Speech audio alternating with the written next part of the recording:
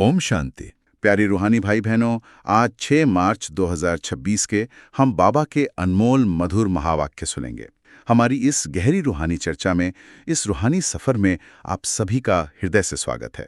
जी, ओम शांति। आइए इस बहुत ही मीठी और गहरी चर्चा को शुरू करने से पहले अपने मन को बाहरी दुनिया की हर हलचल, हर आवाज से पूरी तरह समेट लें। खुद को इन आंखों के पीछे भ्रुकुटी के बीच चमकती हुई एक बेहद शांत, पवित्र और चैतन्य आत्मा महसूस करें। शिव बाबा का असीम निस्वार्थ प्यार हम आत्माओं पर निरंतर एक मीठी बारिश की तरह बरस रहा है। बिल्कुल। और आज का ये दिन, मतलब आज की ये मुरली बहुत ही विशेष है। आज बाबा हमें रूहानी सैल्वेशन आर्मी बनकर इस दुनिया का बेड़ा पार लगाने और अपने निश्चय के फाउंडेशन को एकदम अडिग बनाने की बहुत ही सुंदर प्रेरणा दे रहे हैं। सही कहा आपने। तो चलिए हम सब कुछ पलों के लिए इस देह और देह के भान से पूरी तरह मुक्त हो जाएं। अपनी आत्मिक स्थिति में स्थित होकर सीधे परमधाम में अपने मीठे शिव बाबा के दिल से जुड़ें और आज के इन महावाक्यों की गहराई को अपने रोम रोम में महसूस करें। शुरुआत करते हैं आज की मुरली के सार से। बाबा कहते हैं, मीठे बच्चे, सच्चे सैल्वेशन आर्मी बन सबको इस पाप की दुनिया से पुण्य की दुनिया में ले चलना है। सबके डूबे हुए बेड़े को पार लगाना है। वाह! जब बाबा हमें मीठे बच्चे कहकर पुकारते हैं ना, तो ऐसा लगता है जैसे आत्मा की जन्म जन्मांतर की सारी थकावट एक सेकंड में मिट गई हो। ये सिर्फ दो शब्द नहीं है, ये स्वयं भगवान का वो रूहानी नशा है जो हमें सीधा परमधाम से मिलता है। जी हाँ, ये असीम प्यार ही तो हमारा असल फाउंडेशन है। और इसी प्यार के आधार पे आप देखिए, बाबा ने हमें सच्चे सैल्वेशन आर्मी का एक बहुत गहरा टाइटल दिया है। जब हम आर्मी या सेना शब्द सुनते हैं तो हमें तुरंत हथियारों या किसी भौतिक युद्ध का ख्याल आता है ना? लेकिन बाबा की यह सेना एकदम गुप्त और पूरी तरह अहिंसक है। एकदम सत्य।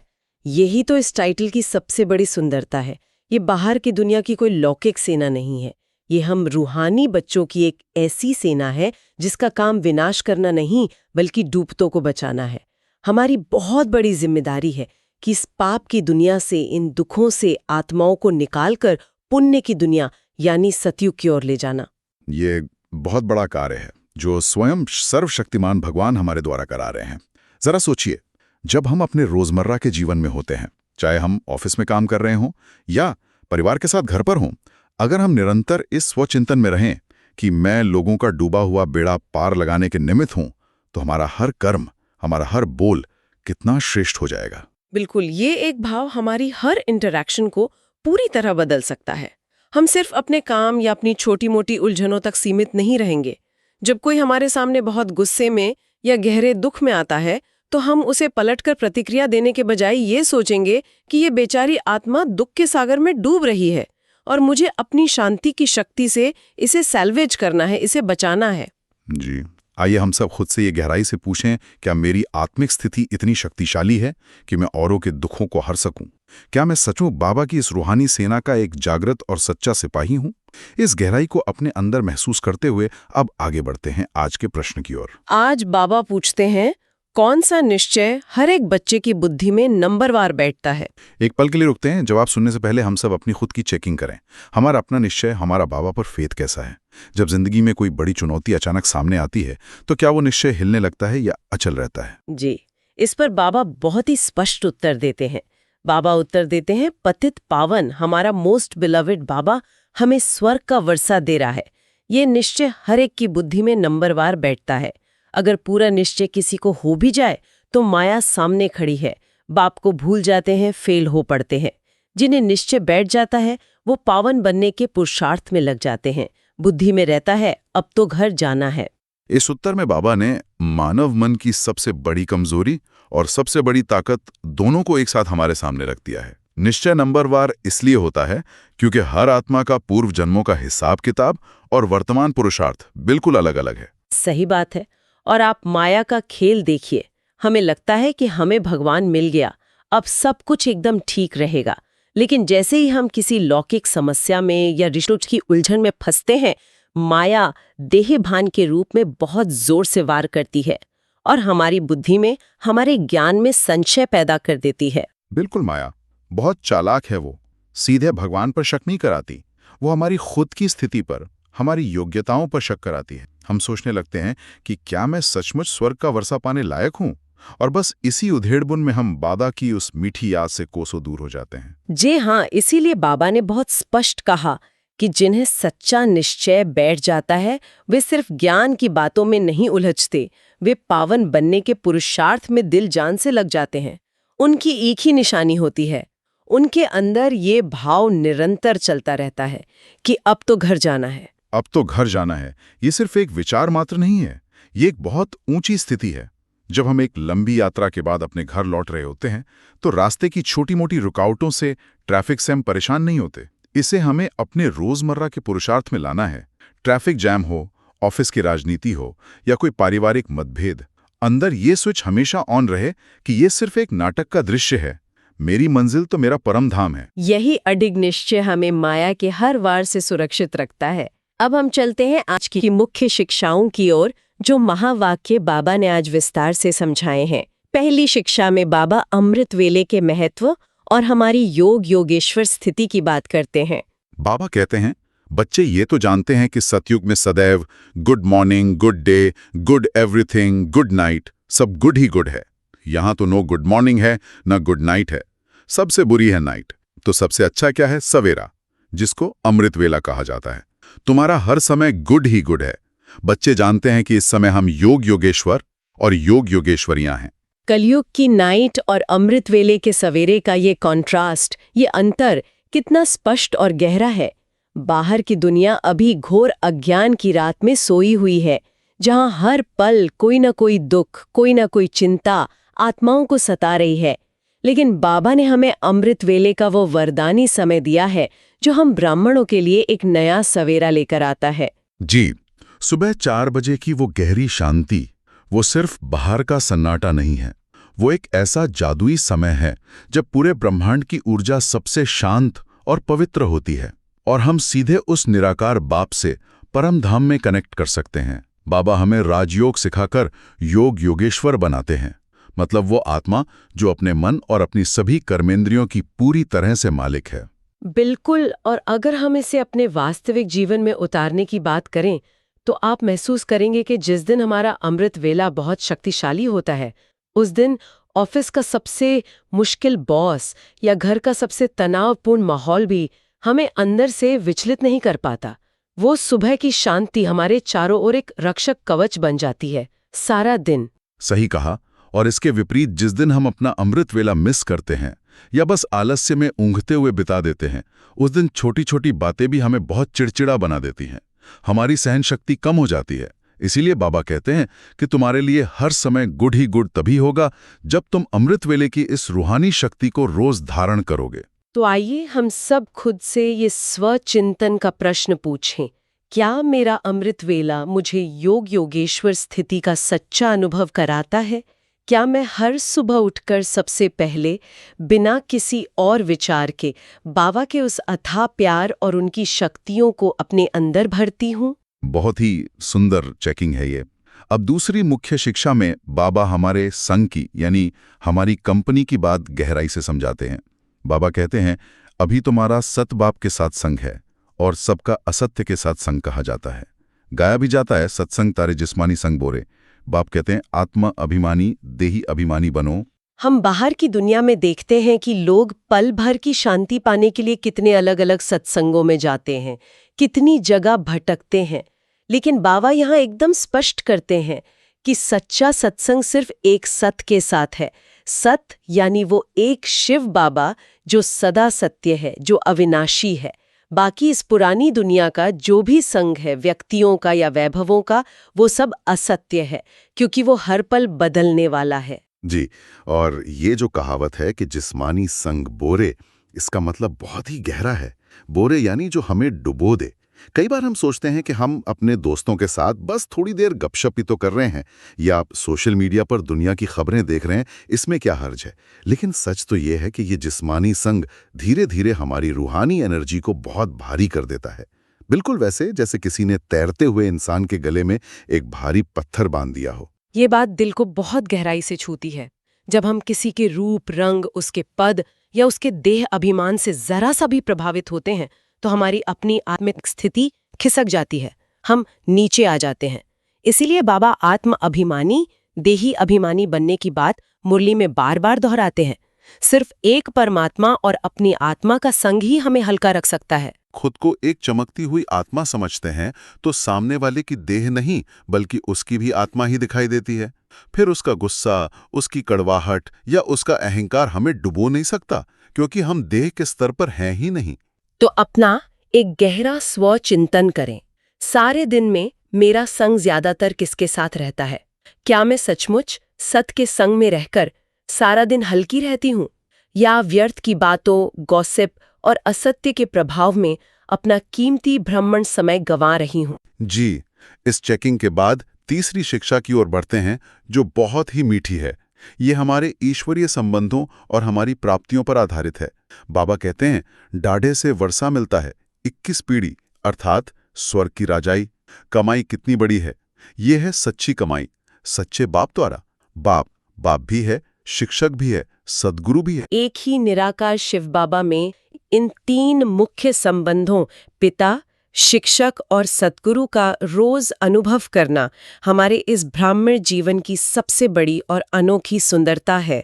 लौकिक दुनिया में ये तीनों रिश्ते अलग अलग लोगों से होते हैं, लेकिन यहाँ सिर्फ एक ही सत्ता हमें सब कुछ एक साथ दे रही है। जी हाँ, पिता के रूप में वो हमें असीम अपनापन देते हैं, हमें गोद में बिठाते हैं और 21 पीढ़ियों के लिए पूरे स्वर्ग का वर्षा देते हैं। दुनिया की कोई भी बड़ी से बड़ी प्रॉपर्टी या बैंक बैलेंस हमारे साथ इस जन्म के बाद नहीं जाएगा, लेकिन ये जो ईश्वरीय ज्ञान और दिव्य गुणों की सच्ची कमाई हम अभी कर रहे हैं, ये संस्कार बनकर हमारी आत्मा के साथ हमेशा जन्म जन्मांतर रहेगी। और शिक्षक के रूप में वो रोज हमें जीवन जीने की गुह्य कला सिखाते हैं, ज्ञान की गहराई में ले जाते हैं, हमारी रोज की गलतियों को बहुत प्यार से सुधारते हैं। और फिर सद्गुरु के रूप में वो हमें वरदान देते हैं, हमारे पापों को भस्म करते हैं और अंत में हमें अपने साथ हमारे असली घर परमधाम वापस ले जाएंगे। इस बात का रूहानी नशा हमें हर पल हर घड़ी होना चाहिए कि मुझे इस पूरे ब्रह्मांड का रचयिता स्वयं पढ़ा रहा है। जब हम ऑफिस की किसी साधारण सी मीटिंग में हों या घर का कोई बहुत ही साधारण काम कर रहे हों, अंदर ही अंदर ये खुशी की लहर उठनी चाहिए कि बाहर से मैं भले ही साधारण हूं, लेकिन मेरी सच्ची कमाई तो कहीं और ही जमा हो रही है, बाबा के पास। अपने आप से पूछें, क्या मैं इस सच्ची अविनाशी कमाई पर अपना पूरा ध्यान दे रही हूँ? क्या मुझे दिन भर के कार्यों के बीच बाप, शिक्षक और सद्गुरु के इन तीनों संबंधों की मधुरता का रोज अनुभव होता है, या मैं सिर्फ दुनियावी धन और प्रतिष्ठा की कमाई की चिंता में ही फंसी रहती हूँ? बहुत ही गहरी बात है। अब चौथी शिक्षा में बाबा हमें बेहद के वैराग्य की ओर ले जाते हैं और ज्ञान का एक बहुत ही सटीक और सुंदर उदाहरण देते हैं। बाबा कहते हैं, अब बाप तुम बच्चों द्वारा भारत को सैल्वेज कर रहे हो, तुम हो रूहानी सैल्वेशन आर्मी। सैल्वेज करते हैं। बाप कहते हैं कि भारत जो स्वर्ग था वह अब नरक बना हुआ है, डूबा हुआ है। बाकी कोई ऐसा सागर के नीचे नहीं है। तुम सतोप्रधान से तमोप्रधान बने हो। सतयुग त्रेता है सतोप्रधान, यह बड़ा स्टीमर है, तुम स्टीमर में बैठे हो। तमोप्रधान का अर्थ ही है वो अवस्था जहां आत्मा की पवित्रता, उसके असली गुण और शक्ति पूरी तरह से क्षीण हो चुकी है, खत्म हो चुकी है। और सतोप्रधान वो अवस्था है जहां सब कुछ संपूर्ण, शुद्ध, सात्विक और सकारात्मक है।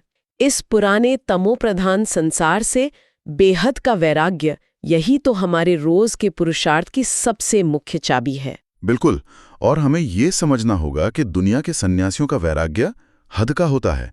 वे मानते हैं कि घर परिवार जंगल में जाके बैठेंगे तभी मन को शांति मिलेगी, लेकिन हमारा राजयोग का वैराग्य एकदम बेहद का है। बेहद का वैराग्य का मतलब ये बिल्कुल नहीं कि हमें अपनी लौकिक जिम्मेदारियां छोड़नी है। इसका मतलब है संपूर्ण इमोशनल डिटैचमेंट, मन से न्यारापन। बिल्कुल, और ये जो स्टीमर का उदाहरण बाबा ने दिया, ये तो अद्भुत है। आज पूरी दुनिया 5 विकारों के डिप्रेशन के दुखों के महासागर में सचमुच डूब रही है, लेकिन हम ब्राह्मण बच्चे बाबा के ज्ञान रूपी एक बहुत बड़े और सुरक्षित स्टीमर में बैठे हैं। बाहर लहरें कितनी भी बड़ी और भयानक क्यों ना हो, स्टीमर के अंदर बैठे व्यक्ति को वो पानी नहीं डुबो सकता। सही कहा। जैसे मान लीजिए हम ऑफिस की किसी क्राइसिस मीटिंग में बैठे हैं, जहां सब लोग पैनिक कर रहे हैं, चिल्ला रहे हैं, लेकिन अंदर से हम उस ज्ञान के स्टीमर में हैं। हम बाहर से अपना बेस्ट देंगे, काम करेंगे, लेकिन उन नेगेटिव लहरों को, उस स्ट्रेस को अपने मन के स्टीमर के अंदर पानी की तरह नहीं आने देंगे। और सबसे बड़ी बात, रूहानी सेल्वेशन आर्मी होने के नाते हमारा काम सिर्फ खुद को बचाकर स्टीमर में बैठे रहना नहीं है।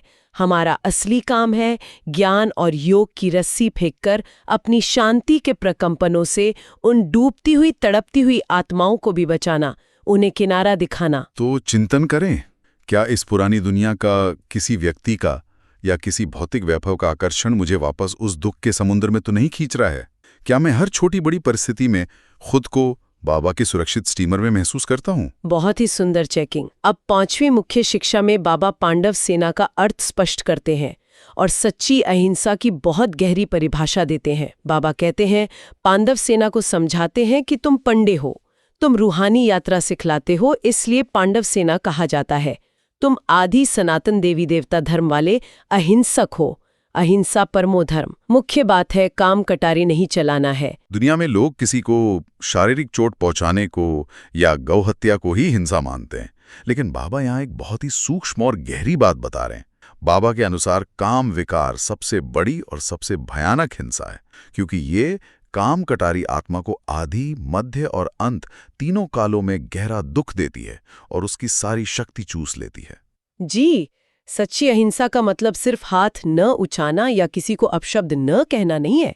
इसका असली मतलब है मन, वचन और कर्म की संपूर्ण पवित्रता।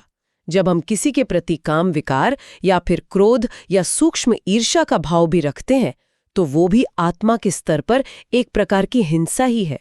जब हम इन सभी विकारों पर विजय प्राप्त करते हैं, तभी हम बाबा के सच्चे पांडव कहलाते हैं। बिल्कुल, हम रूहानी पंडे हैं। पंडा वो होता है जो लोगों को तीर्थ यात्रा कराता है, रास्ता दिखाता है। अगर हम खुद पवित्र नहीं होंगे, हमारे खुद के ख्यालों में हिंसा होगी, विकार होंगे, तो हम औरों को शांति और पवित्रता की इस परम रूहानी यात्रा पर कैसे ले जा पाएंगे? पवित्रता को अपने जीवन में धारण कर लेते हैं, तभी हम इस देह भान के आकर्षण से 1 सेकंड में जीवन मुक्ति का जंप लगा सकते हैं।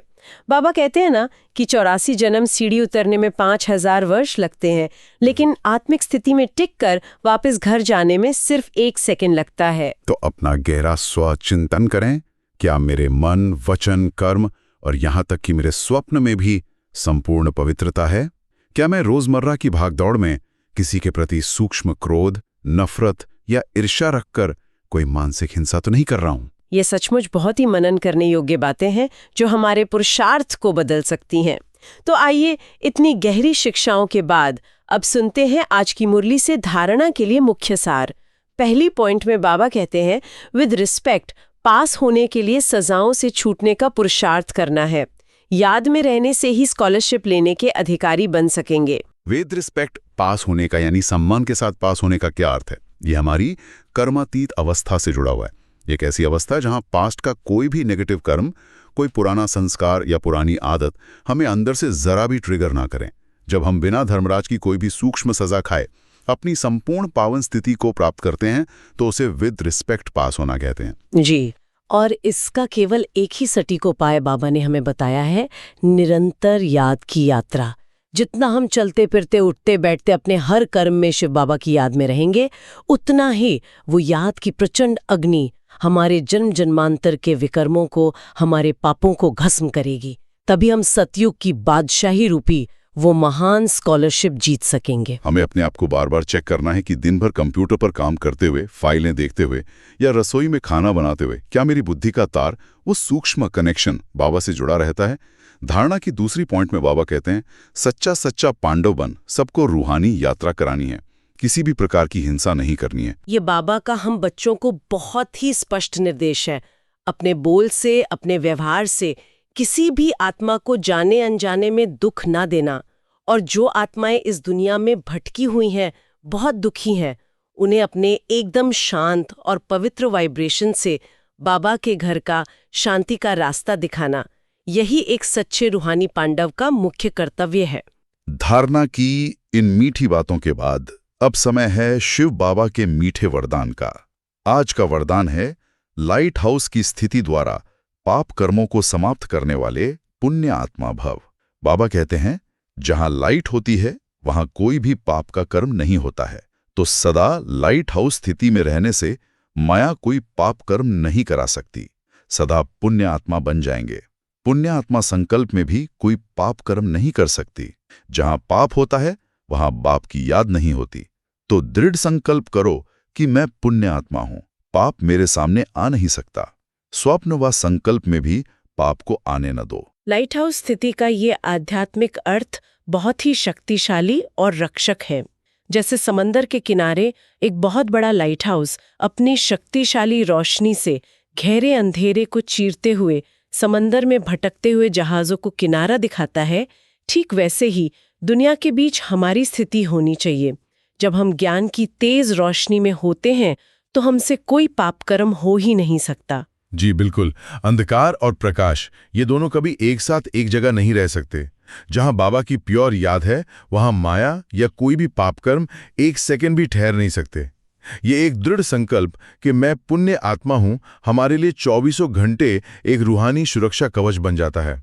हमें आज के दिन इस शक्तिशाली संकल्प को बार बार दोहराना है ताकि स्वप्न में भी नींद में भी कोई विकारी ख्याल हमें छू न सके। और आज का बहुत ही मीठा स्लोगन है, जो हर दृश्य को साक्षी होकर देखते हैं वही सदा हर्षित रहते हैं। साक्षी दृष्टा की स्थिति यानी डिटैच्ड ऑब्जर्वर होना हमारे अंदर एक बहुत ही शक्तिशाली इनर स्विच की तरह काम करती है। दिन भर में जब भी कुछ ऐसा हो जो हमारी उम्मीद के बिल्कुल खिलाफ हो या कोई इंसान हमारे साथ गलत व्यवहार करे, तो हमें उस दृश्य में उलझना नहीं है, बल्कि उसे बेहद के नाटक के एक सीन की तरह दूर से देखना है। जी, जब भी दिन में ट्रैफिक कंट्रोल बजे या मन में अचानक कोई व्यर्थ बात, पास्ट की बात चलने लगे, तो तुरंत इस इनर स्विच को ऑन कर दें। खुद से कहें, मैं एक डिटैच्ड ऑब्जर्वर हूं, मैं इस खेल को देखने वाली आत्मा हूं। जब हम साक्षी हो जाते हैं तो बातों का सारा भारीपन वहीं खत्म हो जाता है और हमारी आंतरिक खुशी, हमारा हर्षित मुख चेहरा कभी मुरझाता नहीं है। बहुत सुंदर। अब हम अपने मन को और भी सूक्ष्म करते हैं और महसूस करते हैं बाप दादा के अव्यक्त इशारों को। बाबा कहते हैं, ये अव्यक्त इशारे निश्चय के फाउंडेशन को मजबूत कर सदा निर्भय और निश्चिंत रहो। निश्चय बुद्धि बच्चे सदा हर्षित और निश्चिंत रहते हैं। जब किसी भी बात में क्यों हुआ, कैसे हुआ, क्या होगा ये प्रश्न आते हैं, तब चिंता होती है। क्या, क्यों, कैसे ये चिंता की लहर है, तो क्यों आना मनत चिंता की लहर। जो इन चिंताओं से परे है वही निश्चिंत है। ये बाबा का हमें फरिश्ता स्वरूप का अनुभव कराने का एक बहुत ही सूक्ष्म और प्यारा इशारा है। अगर हम अपनी दिनचर्या देखें तो हमारी आधी से ज्यादा ऊर्जा इस क्या, क्यों और कैसे के मकरजाल में ही खत्म हो जाती है। मेरे साथ ही ऐसा क्यों हुआ, अब आगे मेरा कैसे होगा, ये सभी व्यर्थ संकल्प हमारी रूहानी शांति को दीमक की तरह अंदर ही अंदर खा जाते हैं। जी, लेकिन जब हमारा निश्चय 100% पक्का होता है कि सर्वशक्तिमान शिव बाबा मेरा रक्षक है, वो हर पल मेरे साथ है, तो फिर चिंता की कोई जगह ही नहीं बचती। हमें उस परम शांति और हल्केपन का अनुभव करना है। बाबा की सर्वशक्तिमान छत्र छाया में रहना है, जहां सिर्फ और सिर्फ निश्चिंतता है, कोई सवाल नहीं। हर पल ये महसूस करें कि मैं बाप दादा की सुरक्षित गोद में हूँ। जो भी हो रहा है इस अनादि ड्रामा में वो बिल्कुल एक्यूरेट है और उसमें 100% मेरा कल्याण ही समाया है। इस फरिश्ते जैसी बिल्कुल हल्की स्थिति में रहकर आइए अब हम 5 शक्तिशाली स्वमान का अभ्यास करते हैं। हर स्वमान पर हम कुछ पल रुकेंगे और उसे गहराई से महसूस करेंगे। पहला स्वमान, मैं रूहानी सेल्वेशन आर्मी हूं। गहराई से महसूस करें कि मैं एक बहुत ही श्रेष्ठ आत्मा हूं, जिसे स्वयं भगवान ने इस दुनिया को दुखों से बचाने के लिए चुना है। अपने मस्तक पर चमकती हुई एक दिव्य मणि को देखें। जब भी आज कोई व्यक्ति आपके सामने अपना दुख लेकर आए या गुस्से में आए, तो तुरंत अपनी इस रूहानी सीट पर सेट हो जाएं कि मेरी जिम्मेदारी बहुत बड़ी है। मैं उन्हें तारने वाली, उन्हें बचाने वाली आत्मा हूँ। मेरी शांति के, मेरे प्रेम के पावरफुल वाइब्रेशंस उनके जन्म जन्मांतर के दुखों को शांत कर रहे हैं, उन्हें शीतल कर रहे हैं। दूसरा स्वमान, मैं सदा निश्चय बुद्धि, निर्भय और निश्चिंत आत्मा हूँ। अपने अंदर एक असीम निडरता, एक अभयदान को महसूस करें। दिन में जब भी मन में भविष्य की कोई चिंता आए या बाहर की परिस्थितियों की वजह से कोई हलचल हो, तो खुद को तुरंत याद दिलाएं कि मेरा रक्षक स्वयं सर्वशक्तिमान शिव बाबा है। मुझे कोई छू भी नहीं सकता। मेरे पास वो परम सत्ता है, ब्रह्मांड का मालिक मेरे साथ है। इसलिए हर प्रकार के क्यों और कैसे के जाले से मैं पूरी तरह मुक्त हूँ। मैं एकदम निश्चिंत हूँ। तीसरा स्वमान, मैं योग योगेश्वर पवित्रता की शक्ति स्वरूप आत्मा हूँ। अपनी सफेद आत्मिक चमक को, अपनी प्योरिटी को देखें। काम कटारे रूपी हर प्रकार की हिंसा से, हर प्रकार के अपवित्र और व्यर्थ ख्यालों से मैं हमेशा के लिए मुक्त हो चुकी हूँ। संपूर्ण पवित्रता ही मेरी असली और मूल प्रकृति है। मेरे रोम रोम से पवित्रता की सफेद और शीतल किरणें चारों ओर पूरे वायुमंडल में फैल रही हैं। मैं निरंतर अपने बाबा के साथ योग योगेश्वर स्थिति में स्थित हूँ। चौथा स्वमान, मैं लाइट हाउस महान पुण्य आत्मा हूँ। खुद को समंदर के बीच एक ऊंचे टावर पर चमकती हुई एक बहुत शक्तिशाली लाइट के रूप में देखें। मेरी इस ऊंची स्थिति से शक्तिशाली सकारात्मकता की किरणें चारों ओर दूर दूर तक फैल रही हैं और संसार के अज्ञान व दुख के घने अंधकार को पल भर में मिटा रही हूँ। मैं शिव बाबा की एक महान पुण्य आत्मा हूँ। माया या कोई भी पाप कर्म मेरे दूर दूर तक मेरे संकल्पों को भी नहीं छू सकता। पांचवां स्वमान, मैं साक्षी दृष्टा सदा हर्षित रहने वाली आत्मा हूँ।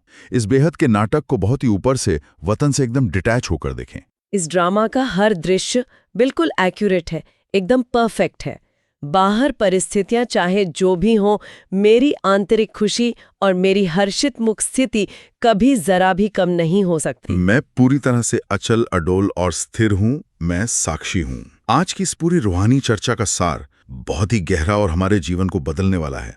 आज बाबा ने हमें एक बहुत स्पष्ट मार्ग दिखाया है कि कैसे हमें अपना निश्चय एकदम पक्का कर लाइट हाउस बनकर इस पुरानी तमोप्रधान दुनिया से बेहद का वैराग्य रखना है। जी, और सबसे जरूरी बात, बाबा की निरंतर याद में रहकर, उनके प्रेम में समाकर हमें सच्चा पांडव बनना है। हमें एक गुप्त रूहानी सैल्वेशन आर्मी बनकर अपने आसपास की हर तड़पती आत्मा को शांति देनी है।